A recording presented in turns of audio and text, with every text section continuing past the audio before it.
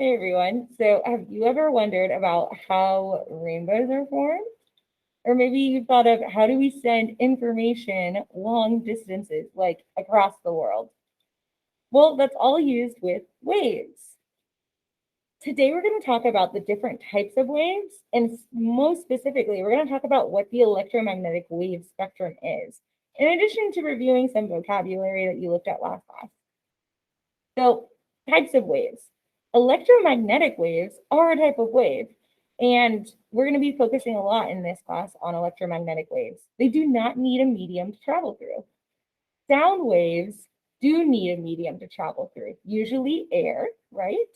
And so in space, there's no air, so there's no sound in space. Gravitational waves, this is a recent discovery in physics, which is really exciting. And this was recently discovered, and gravitational waves seem to send uh, waves throughout space um, from gravity.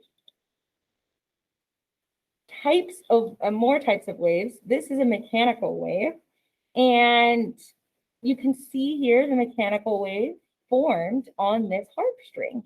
You also encountered mechanical waves last class when you worked with the Slinkies and string in that mini lab that we did. The last type is a seismic wave, which are just earthquakes. Both of these, mechanical and seismic waves, need a medium to travel through.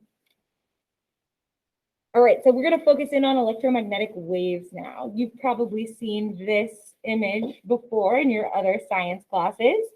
And electromagnetic waves have different names for the different wavelengths and frequencies.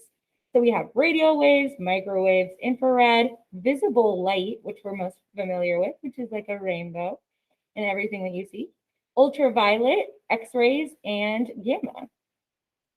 So one thing that these all have in common is that they all travel at the speed of light, which is 3.0 times 10 to the 8th meters per second, which is also the speed limit of the universe because nothing goes faster than the speed of light. And again, they don't need a medium to travel through. So this is how we send information through space. And we can also send information through our cell phones and radio towers as well.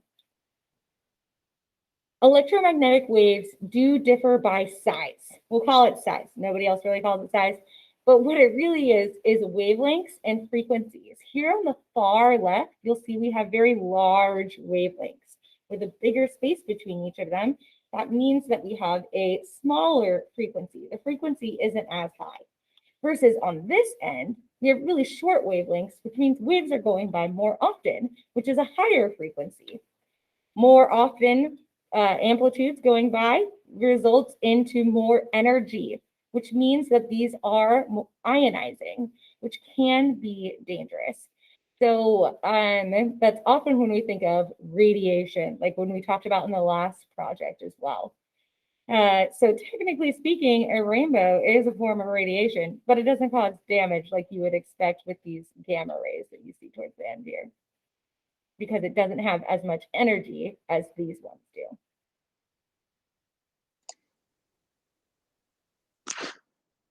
Awesome. So we went over some vocab words that you guys might have seen in your vocabulary sheet.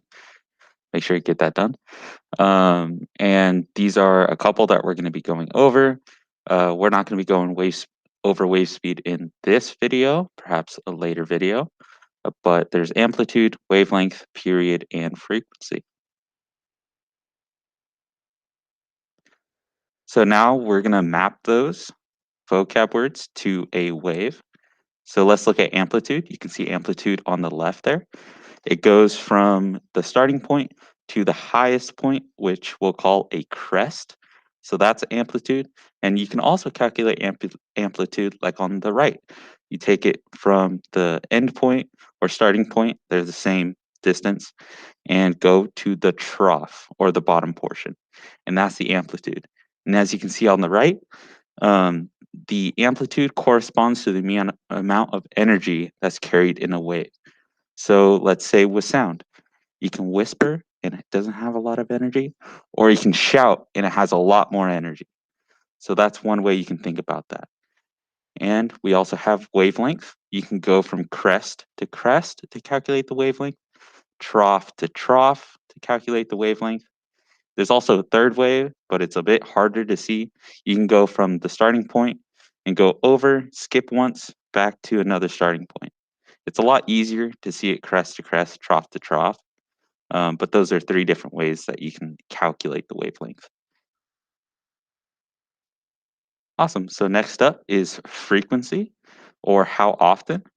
And this corresponds to how many waves there are per second. So if we take a look at A, it's 488 hertz. So there's 488 wavelengths in 1 second. And as we go farther on, we get lower and then higher, then lower. So if you think about it, frequency is you have 1 second, how many wavelengths are in there? And then in this picture, you can see it's associated with pitch. These are called tuning forks. Some of you may have seen them before. We have some in the classroom. Unfortunately, we don't get to play with them right now, but that's what these are, and they're associated with pitch. So if you hit one, it'll give off a certain pitch, and a lot of musicians and singers use this to calibrate their instruments or voices. Ah, so whenever you calculate frequency, remember, it's so easy, it hurts. So when you calculate uh, frequency or period, in this case, we're going to be calculating period, and that's kind of like the opposite of frequency.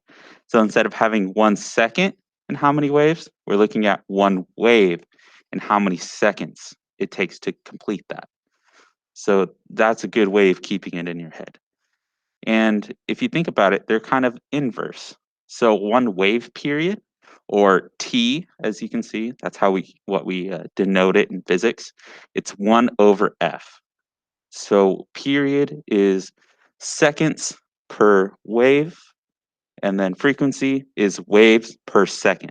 So they're like the opposite, they're flipped. So if you want to calculate one and you know the other, you can go ahead and use this relation to find that.